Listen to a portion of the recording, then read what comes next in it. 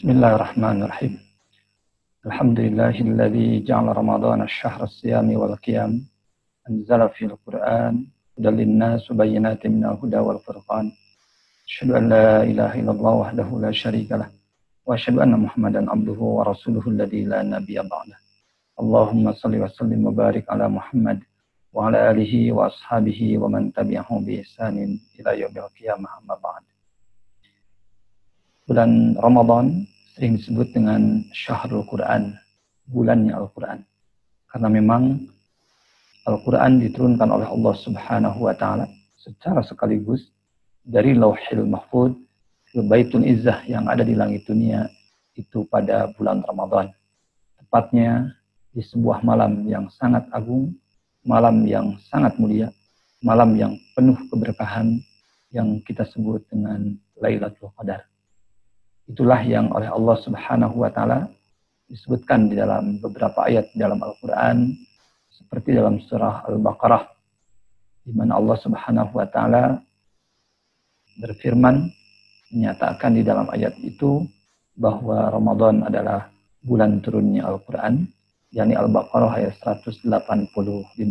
Syahrul Ramadan alladzi unzila fil Quran hudan lin-nas wa bayyinatin minal huda wal furqan. Lalu lebih detail, lebih jelas lagi disebutkan di dalam surah Al-Qadar, Inna anzalnahu fi lailatul qadar.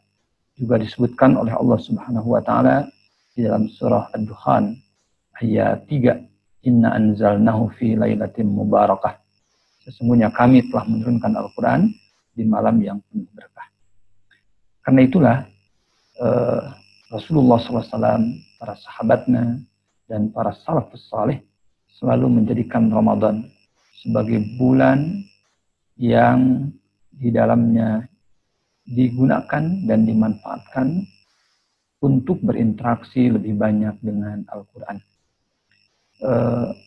Imam Al-Bukhari di dalam sahihnya itu melaporkan sebuah hadis yang diriwayatkan oleh Ibnu Abbas, bagaimana Rasulullah SAW di bulan Ramadan, beliau ditemui oleh malaikat Jibril rutin setiap malam bulan Ramadan. Lalu apa yang dilakukan oleh Rasulullah SAW bersama Jibril? Fayudarisuhul Quran. Melakukan mudarasah atau tadarus Al-Quran. Dan kata tadarus inilah yang juga populer di tengah-tengah masyarakat kita. Sebuah aktivitas atau kegiatan di bulan Ramadan yang disebut dengan tadarus. Tadarus sendiri itu sebenarnya dalam bahasa Arab berasal dari kata tadarusa, ya tadarus artinya bukan sekedar membaca, tetapi juga di dalamnya mengandung makna mengkaji, memahami,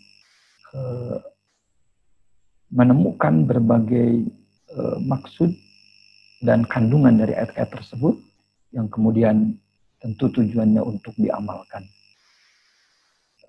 Itulah yang disebut dengan tadarus. Sekalipun di dalam masyarakat kita biasanya tadarus hanya dipahami sekedar untuk tilawah atau membaca Al-Quran. Apalagi dalam kata tadarus itu ada interaksi antara dua pihak, antara Nabi SAW bersama Jibril.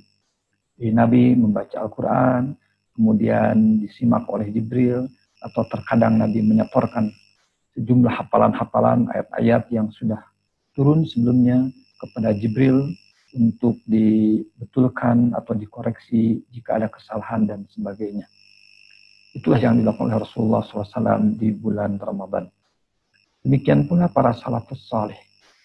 Mereka menjadikan Ramadan sebagai momentum yang sangat istimewa untuk lebih banyak berkonsentrasi dengan Al-Quran. Bahkan jauh sebelum itu. Misalnya ada sebuah riwayat tentang Habib bin Abi Thabit. Dia ini adalah seorang tabi'in yang wafat tahun 119 Hijriah.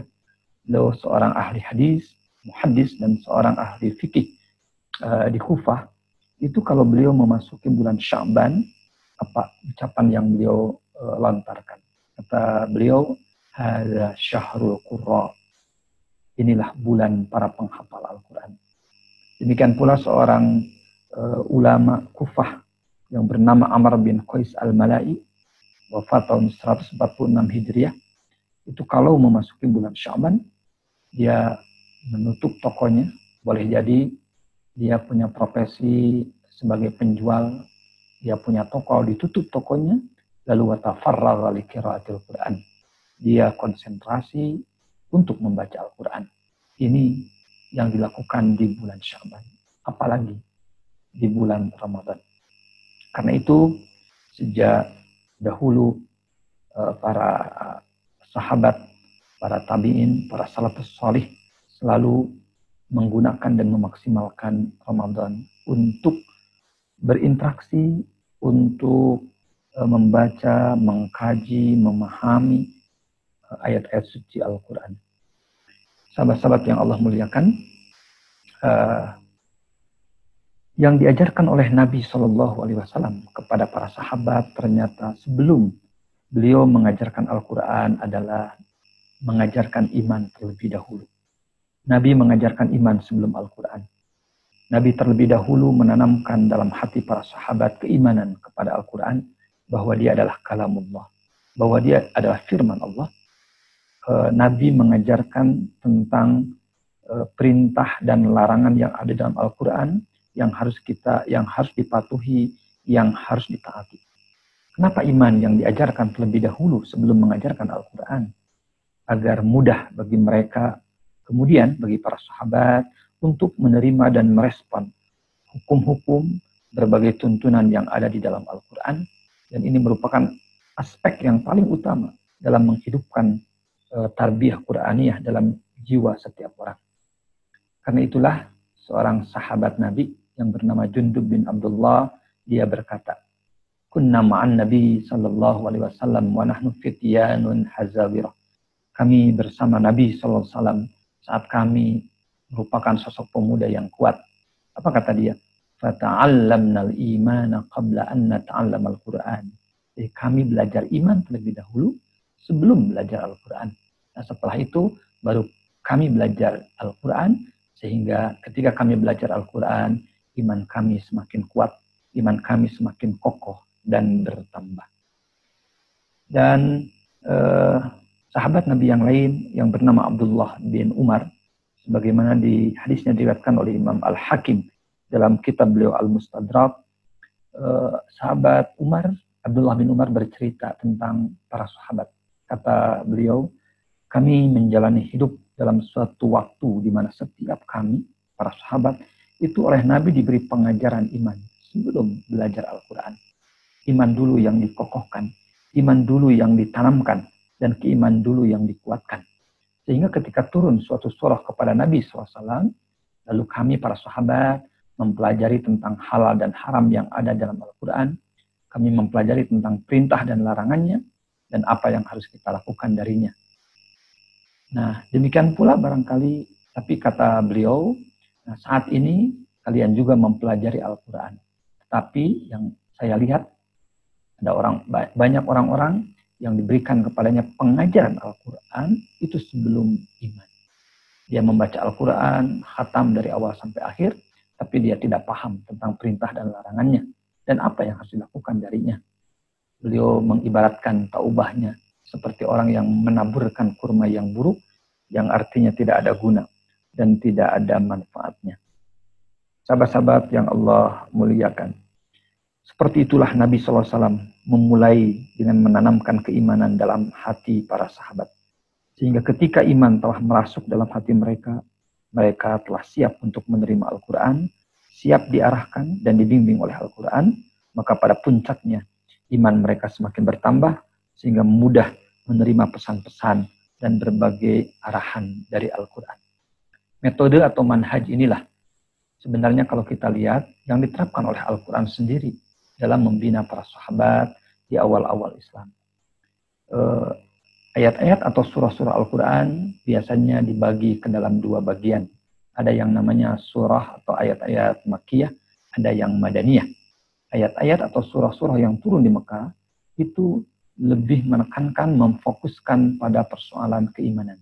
Keimanan kepada Allah, keimanan kepada hari akhir, tentang persoalan akidah, Karena inilah yang paling penting sebelum mereka melakukan berbagai tuntunan Allah yang berupa syariat, sehingga tumbuh dalam hati mereka iman yang sahih, pengagungan yang besar terhadap Al-Quran, dan pada puncaknya hal itulah yang akan mengkondisikan jiwa mereka untuk menerima arahan-arahan dalam Al-Quran. Dan dalam banyak ayat Al-Quran, Allah Subhanahu wa Ta'ala menyatakan bahwa memang Al-Quran itu sendiri itu akan menjadi petunjuk, dia akan menjadi obat penawar, akan menjadi hidayah bagi orang yang mengimaninya, bagi orang yang mempercayainya. Misalnya di dalam beberapa ayat Al-Quran, sebagai contoh surah Al-Isra, surah ke-17 ayat 82, Allah Subhanahu wa Ta'ala berfirman, wa nunazzilu minal Qur'ani ma huwa syifaa'un wa rahmatun lil mu'minin. Di Al-Quran itu Allah turunkan, dia akan menjadi syifa, menjadi obat penawar, dan menjadi rahmat lil mu'minin, bagi orang-orang yang beriman, bagi orang-orang yang mempercayainya. Tetapi bagi orang-orang yang zalim, bagi orang-orang yang menentangnya, mengingkarinya, tidak mempercayainya, bukannya menjadi hidayah, tapi juga akan semakin menambah kerugian. Lalu di surah At-Taubah ayat 124 dan sampai 125, Allah juga menjelaskan kalau sebuah surah diturunkan, maka sikap orang-orang munafik yang tidak beriman kepada Al-Quran, mereka di antara mereka ada yang berkata, ayyukum zadathu hadhihi imana. Siapa di antara kalian yang bertambah imannya dengan turunnya surah ini?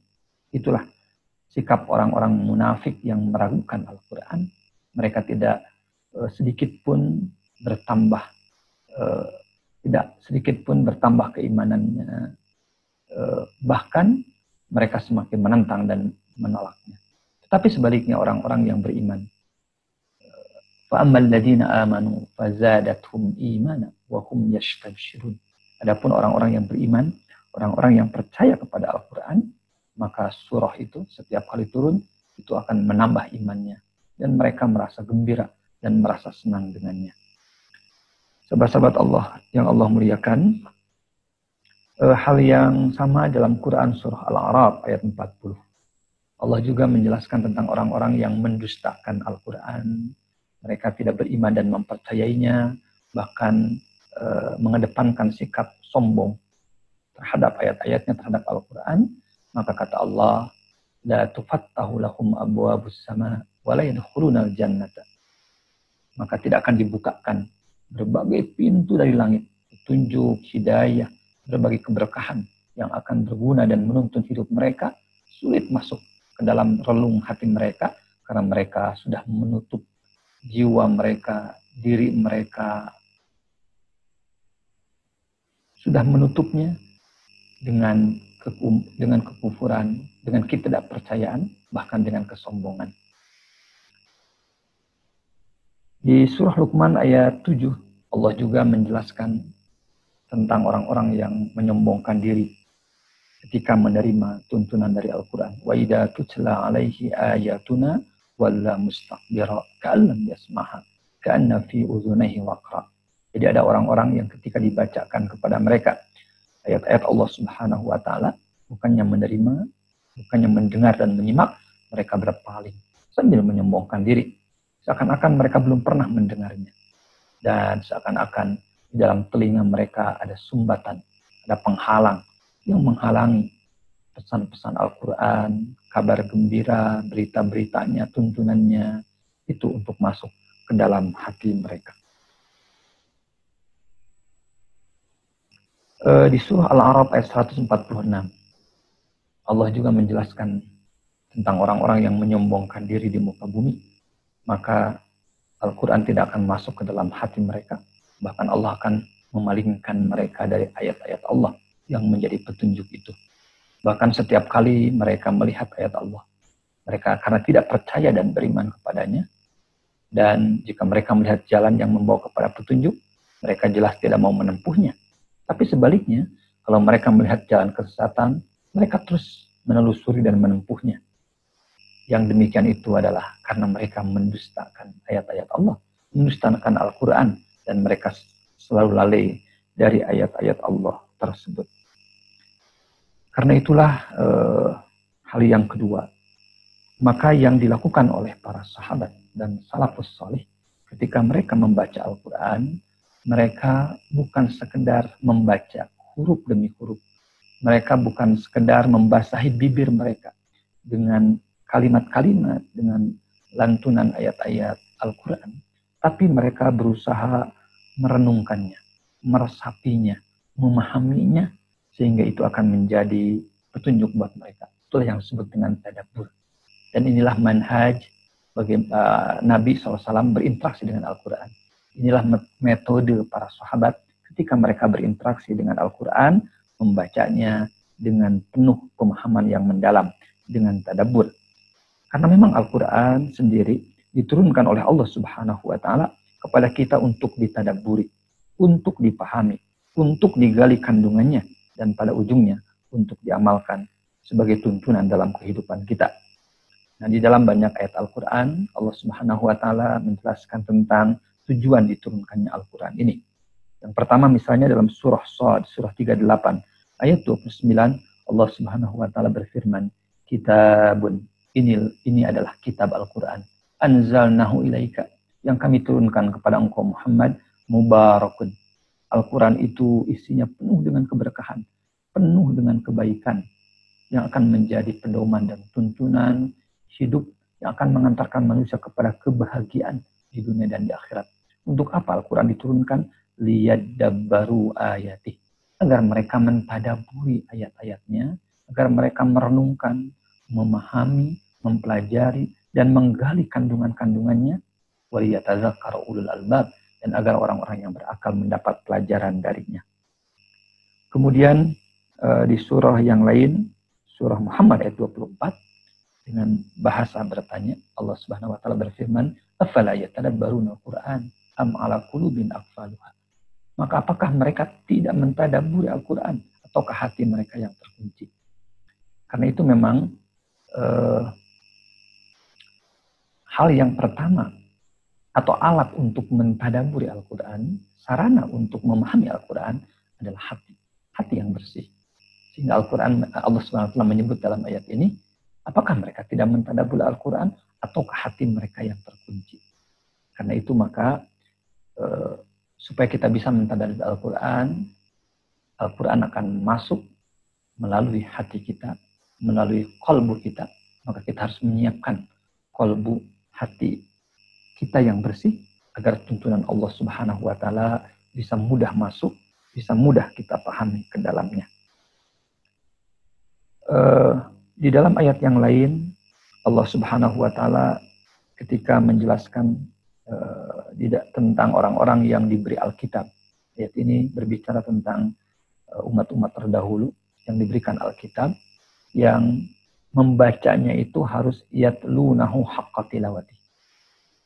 Mereka membaca sebagaimana mestinya. Membaca dengan membaca yang benar. Nah, sekalipun ayat ini berbicara tentang alladzina atainahumul kitab, orang-orang yang telah diberi kitab suci sebelumnya, tapi juga oleh para ulama, ayat ini suka dijadikan dalil tentang kewajiban kita ketika membaca Al-Quran itu harus haqqa tilawati, sebagaimana mestinya, dengan bacaan yang benar. Nah, apa yang dimaksud? Umar bin Al-Khattab radhiyallahu an ketika menafsirkan ayat ini, makna yatlunahu haqqa tilawati, itu kata beliau, idza marra bi dzikril jannah sa'alallah al-jannah. Jadi seseorang ketika membaca Al-Quran, lalu dia membaca ayat-ayat yang menyebutkan tentang surga, lalu dia memohon kepada Allah agar dimasukkan ke dalam surga.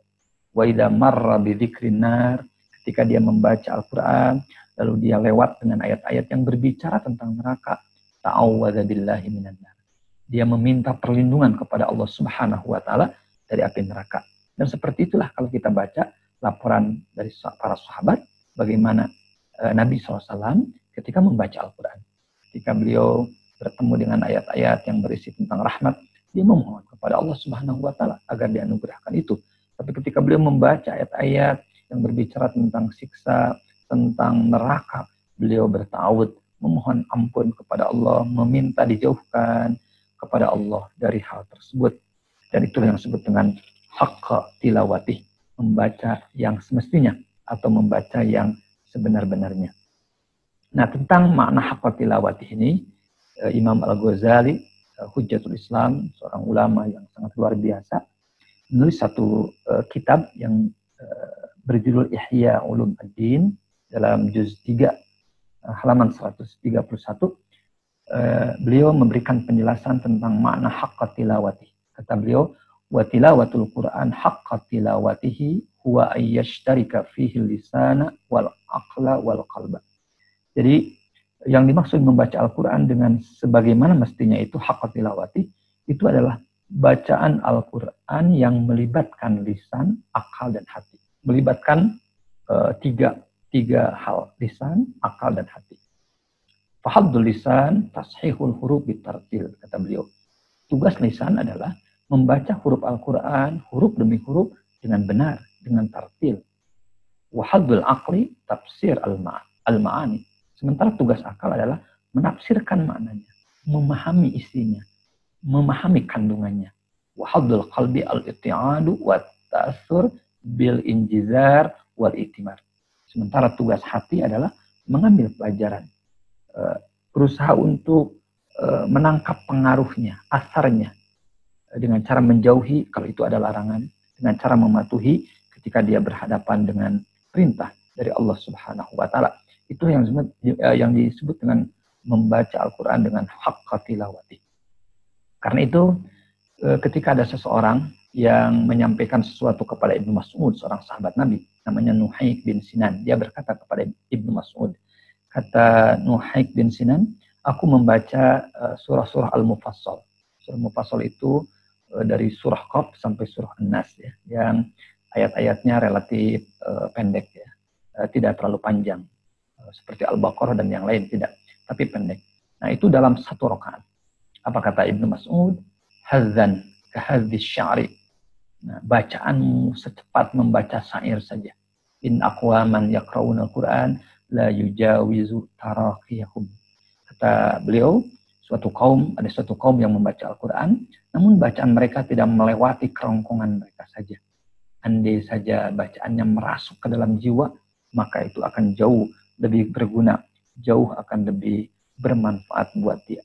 Nah, penjelasan Ibnu Mas'ud ini menjelaskan kepada Nuhaik bin Sinan dan juga buat kita bahwa ketika seseorang membaca Al-Quran, dia seharusnya membacanya sambil mentadabburinya, memahaminya, meresapi makna dan kandungannya, bukan sekedar membaca, apalagi bacaannya yang sangat cepat tanpa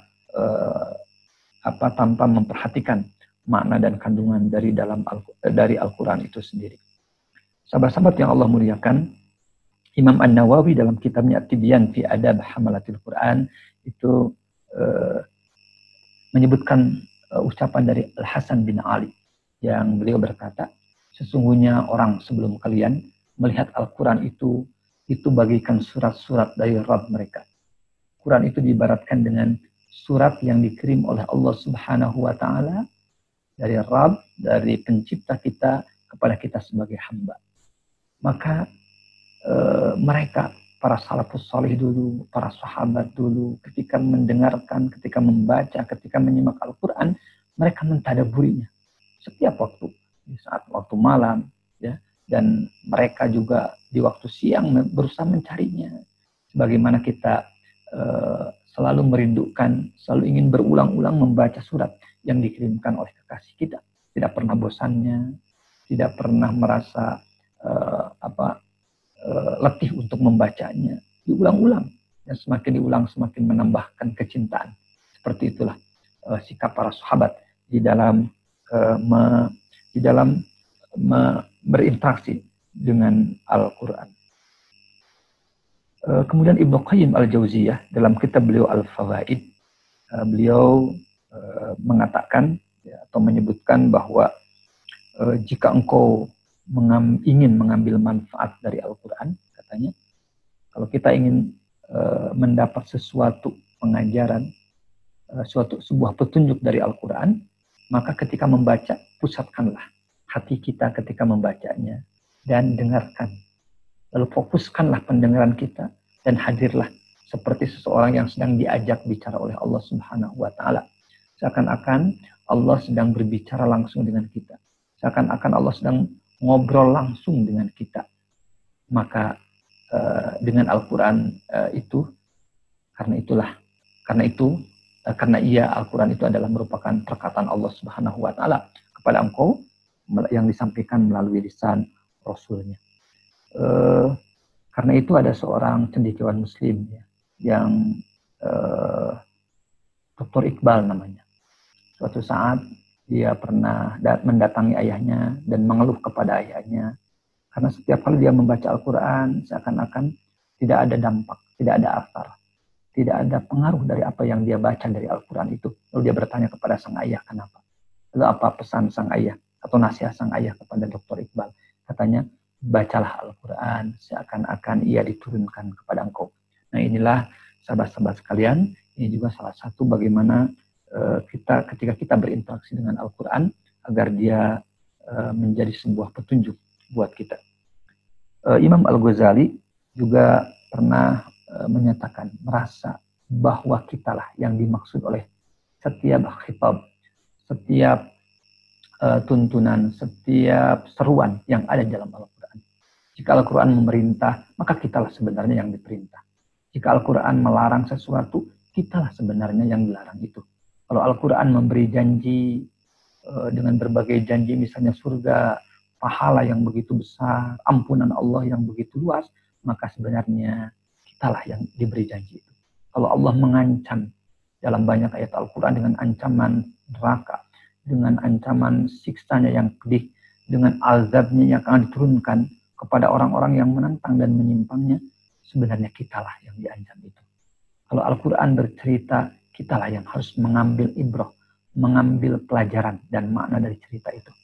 Bagaikan seorang budak, kata Imam Al-Ghazali, yang membaca sebuah surat, sepucuk surat dari majikannya, sehingga dengan demikian, maka bacaan Al-Quran akan menambah keimanan, akan menambah komitmen, dan akan menguatkan pengamalan, dan menjadi rijal Qur'ani, menjadi orang-orang generasi Al-Quran yang memberi asar, memberi dampak, memberi pengaruh dan manfaat, tidak saja pada dirinya, tapi juga pada orang lain. Itulah kata-kata Imam Al-Ghazali tentang bagaimana cara kita berinteraksi dengan Al-Quran yang seharusnya, yang telah dicontohkan oleh Rasulullah SAW, oleh para sahabat dan salafus salih. Sahabat-sahabat yang Allah muliakan, sekarang mari kita lihat beberapa contoh bagaimana interaksi para salafus salih dahulu. Tentu yang pertama Rasulullah SAW. Suatu hari, sebagaimana dilaporkan oleh Imam Al-Bukhari dalam hadisnya dari Abdullah bin Mas'ud radhiyallahu anhu, seorang sahabat Nabi, Rasulullah itu meminta Abdullah bin Mas'ud untuk membacakan Al-Quran kepadanya. Sampai-sampai Ibnu Mas'ud bertanya, ya Rasulullah, aku yang membaca Al-Quran kepadamu, bukankah Al-Quran itu diturunkan kepadamu? Ibnu Mas'ud dengan agak kaget, kenapa dia yang disuruh membaca? Bukankah Nabi yang menerima Al-Quran? Sehingga beliau lebih paham, lebih mengerti tentang apa isi Al-Quran, tentang bacaan Al-Quran. Apa jawaban Nabi? Aku senang mendengarkannya dari selainku. Hadis ini menunjukkan kepada kita juga bahwa Rasulullah SAW sendiri, beliau suka mendengarkan bacaan Al-Quran dari yang lain. Nah, lalu akhirnya Abdullah bin Mas'ud kemudian membaca surah An-Nisa, tampaknya dari awal surah, sampai ketika beliau membaca ayat An-Nisa 41, pada ayat فَكَيْفَ إِذَا جِئْنَا مِنْ كُلِّ أُمَّةٍ بِشَهِيدٍ وَجِئْنَا بِكَ عَلَى هَؤُلَاءِ شَهِيدًا. Maka bagaimana jika kami, kata Allah, mendatangkan seorang saksi dari, yakni Rasul, dari setiap umat, di akhirat nanti akan dihadirkan, dan kami mendatangkan engkau Muhammad sebagai saksi atas mereka. Nah, ketika sampai pada ayat itu, kemudian Nabi bersabda, cukup. Nabi menghentikan bacaan Ibnu Mas'ud, dan lalu kata Ibnu Mas'ud, aku melihat kedua mata Nabi mencucurkan air mata. Ini sebuah interaksi Rasulullah SAW yang begitu mendalam dengan Al-Quran.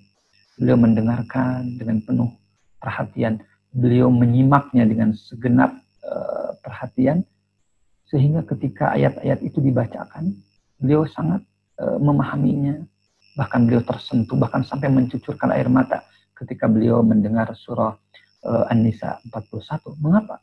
Karena ayat ini berbicara tentang begitu beratnya fungsi seorang nabi dan rasul, di mana nanti setiap rasul akan dihadirkan oleh Allah Subhanahu wa taala di akhirat sebagai saksi atas perbuatan umat-umatnya. Demikian juga Rasulullah Shallallahu Alaihi Wasallam. Maka Nabi meneteskan air mata. Maka Nabi mencucurkan air mata ketika mendengar ayat ini. Kisah yang kedua bisa kita baca sebagaimana yang dilaporkan oleh Abu Dzar Al-Ghifari. Kata Abu Dzar, suatu malam Rasulullah SAW sholat malam tampaknya sampai menjelang subuh. Dan yang menarik, ketika ruku, ketika sujud, ayat yang dibaca oleh Nabi dan diulang-ulang adalah surah Al-Maidah 118. Ayat ini sebenarnya berbicara tentang ucapan Nabi Isa alaihissalam kepada Allah Subhanahu wa taala. In tu'adzibhum fa innahum ibadu. Jika engkau menyiksa mereka, kata Nabi Isa, jika engkau menyiksa mereka, menyiksa umatku ini, fa innahum ibadu. Sesungguhnya mereka adalah hamba-hambamu. Wa in taghfir lahum. Dan jika engkau mengampuni mereka, fa innaka antal azizul hakim. Maka sesungguhnya engkau adalah zat yang maha perkasa dan maha bijaksana. Ini ayat, kata Abu Dzar, dibaca oleh Nabi dalam rukunya, dibaca Nabi dalam sujudnya ketika sholat malam. Lalu ketika waktu subuh tiba, lalu Abu Dzar bertanya kepada Rasulullah SAW, ya Rasulullah, kenapa engkau membaca ayat itu terus-menerus dalam ruku'mu, dalam sujudmu? Apa jawaban Nabi? Aku memohon kepada Tuhanku, memohon syafaat, pertolongan untuk umatku. Dan dia, Allah, memberikannya kepadaku. Dan syafaat itu, insya Allah, akan didapat oleh orang yang tidak menyekutukan Allah dengan siapapun.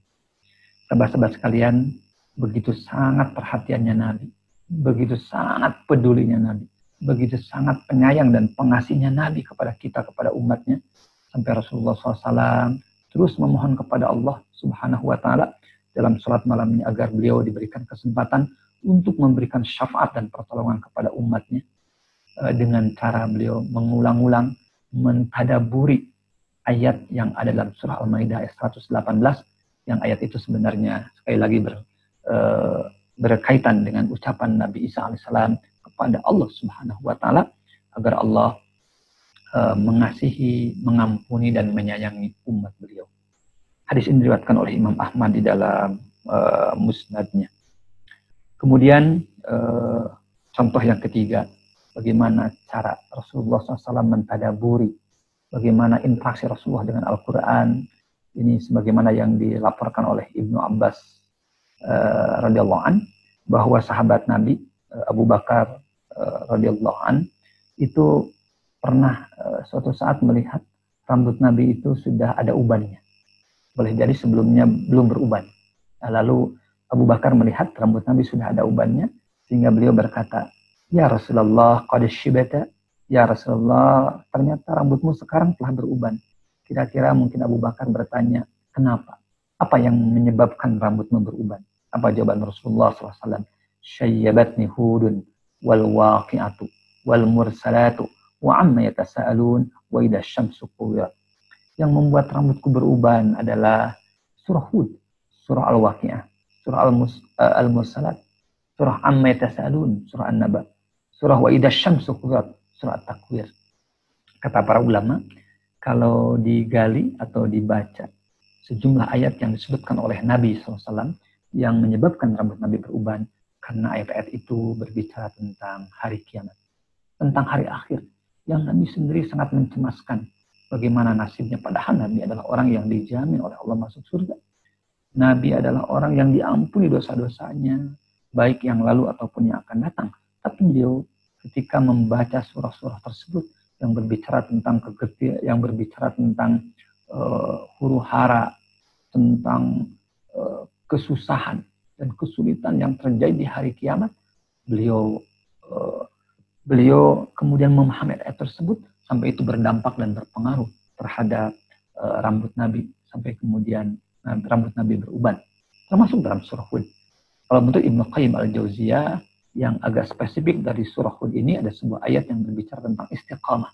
Yang ini yang menyebabkan rambut Nabi beruban. Itu menunjukkan kepada kita betapa beratnya perintah istiqomah, betapa beratnya kita bisa terus istiqomah di jalan kebaikan, di jalan kebenaran ini. Lalu setelah Rasulullah SAW, sahabat-sahabat yang Allah muliakan, mari kita lihat bagaimana para sahabat berinteraksi dengan Al-Quran. Nah, kata Ibnu Mas'ud radhiyallahu an, itu beliau berkata, sebagaimana hadis ini saya kutip dari tafsir At-Tabari ya, juz 1 halaman 80, kana ar-rajulu minna, jadi seseorang di antara kami para sahabat. Jadi Ibnu Mas'ud berbicara tentang kebiasaan para sahabat dalam berinteraksi dengan Al-Quran. Kata Ibnu Mas'ud, idza ta'allama 10 ayatin lam yujawizhunna hatta ya'rifa ma'anihinna wal amala bihinna.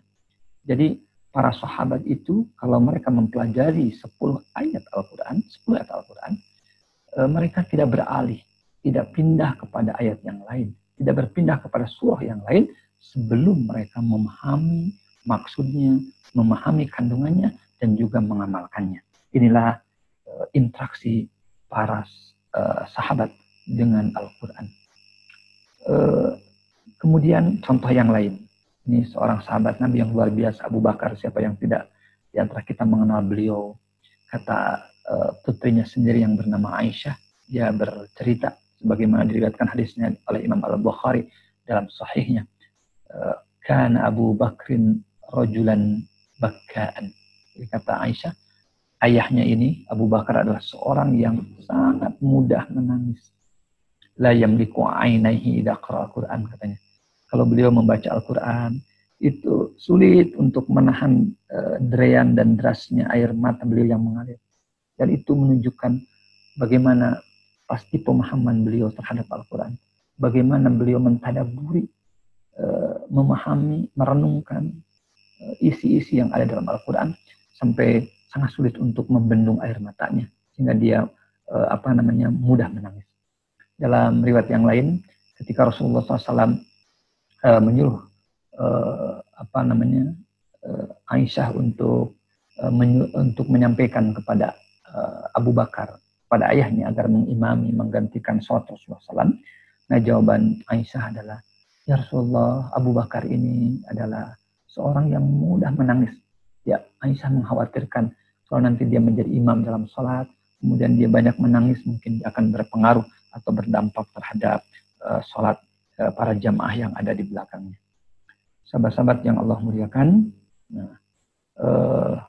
kemudian kita bisa membaca contoh yang lain, bagaimana interaksi para sahabat dengan Al-Quran. Ini Abdullah bin Abi Mulaikah yang bercerita. Aku pernah menemani Ibnu Abbas, ya, Abdullah bin Abbas dalam sebuah perjalanan dari Mekah ke Madinah. Beliau selalu salat 2 rakaat. Berarti maksudnya karena dia perjalanan, salatnya dikosor. Jika istirahat, kata dia, dia salat, Ibnu Abbas ini dia salat tahajud selama setengah malam. Dan dia mentartilkan bacaannya kata per kata. Dan dia banyak menangis dan terisak-isak sepanjang salatnya. Ini pun menunjukkan kepada kita tentang interaksi sahabat dengan Al-Quran. Lalu sekarang, bagaimana para salafus sholih juga berinteraksi dengan Al-Quran? Tentu hal yang sama dan tidak jauh berbeda dengan mereka, dengan para sahabat. Bahkan ada sebuah kebiasaan dan tradisi para salafus sholih untuk menghatamkan Al-Quran, terlebih lagi di bulan suci Ramadan. Saya ingin memberikan beberapa contoh bagaimana para pejuang Al-Quran, para salafus sholih ini, para generasi terdahulu ini, mereka berusaha menghatamkan Al-Quran. Ada seorang tabi'in, namanya Al-Aswad bin Yazid. Ini seorang tabi'in yang hidup di Kufah, wafat tahun 74 atau ada yang menyebut 75 Hijriah. Kata Ibrahim An-Nakhai, kana Al-Aswadu yakhtimul Quran fi Ramadhan fi kulli lailataini. Jadi Al-Aswad bin Yazid ini biasa menghatamkan Al-Quran di bulan Ramadan itu setiap 2 malam. Jadi artinya setiap 2 malam itu khatam Al-Quran. Kemudian contoh yang lainnya, Qatadah bin Di'amah. Qatadah bin Di'amah ini adalah seorang tabi'in yang wafat tahun 60 atau 61 Hijriah. Dia adalah muridnya dari sahabat Nabi Anas bin Malik, Imam Ahmad bin Hanbal, pernah menyanjungnya sebagai ulama yang ahli tafsir dan banyak paham tentang perselisihan ulama dalam permasalahan tafsir, dan juga Sufyan Ats-Tsauri sampai-sampai mengatakan bahwa tidak ada di muka bumi ini yang sebanding, yang semisal dengan Qatadah.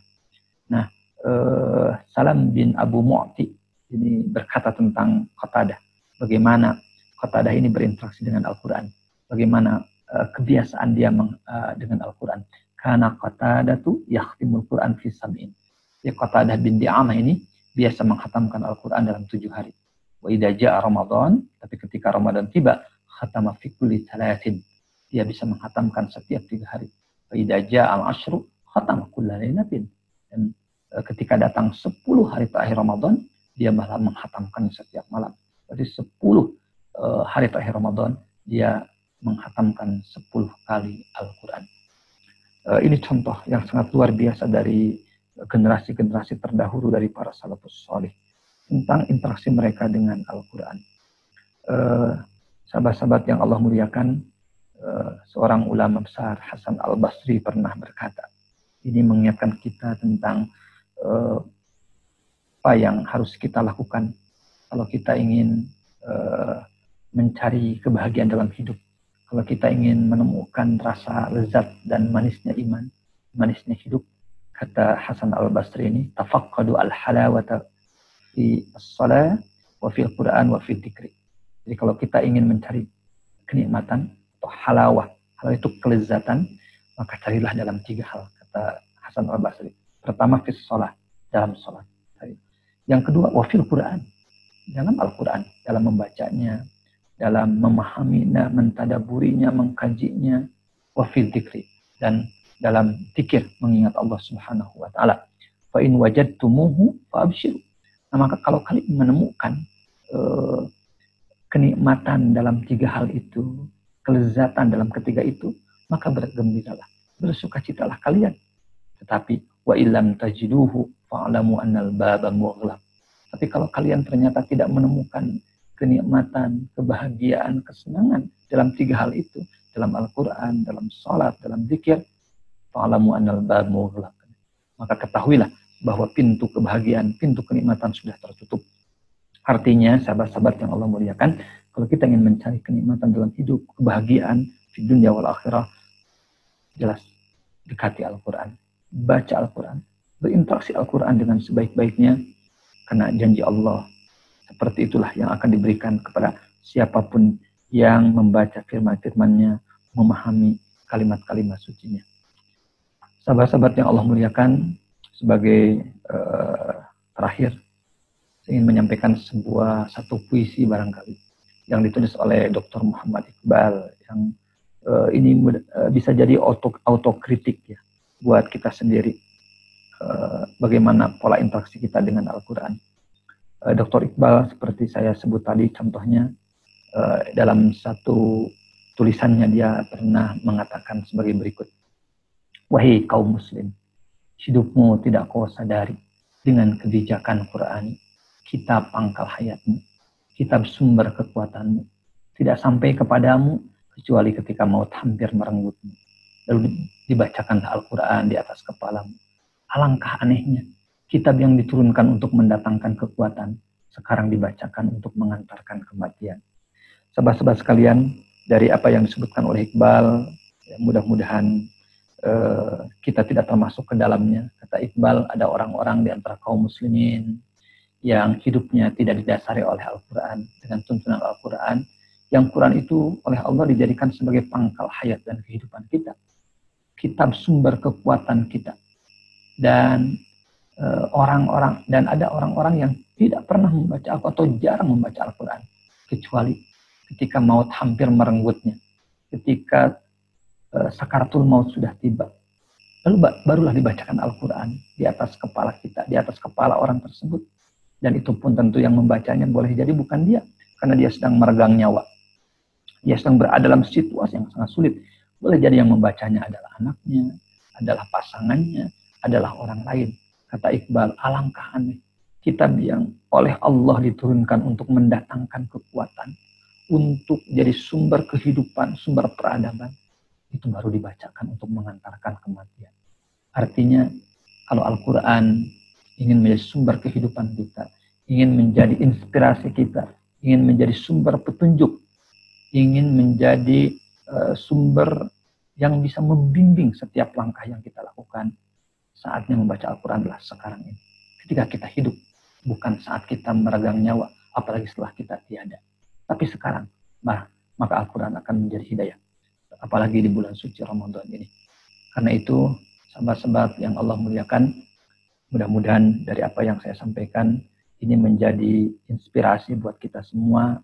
Mudah-mudahan Ramadan kali ini, Ramadan yang oleh Allah masih diberikan kepada kita kesempatannya, apalagi sekarang suasananya kita lebih banyak di rumah, kita bisa manfaatkan untuk banyak berinteraksi dengan Al-Quran, membacanya sambil mentadaburinya, karena dengan itulah Al-Quran akan menjadi hidayah buat kita, Al-Quran akan menjadi petunjuk buat kita, Al-Quran akan menjadi pembimbing buat kita, dan yang akan menyelamatkan kita di dunia dan di akhirat. Aku qouli hadza wa astaghfirullah li wa lakum. Assalamualaikum warahmatullahi wabarakatuh.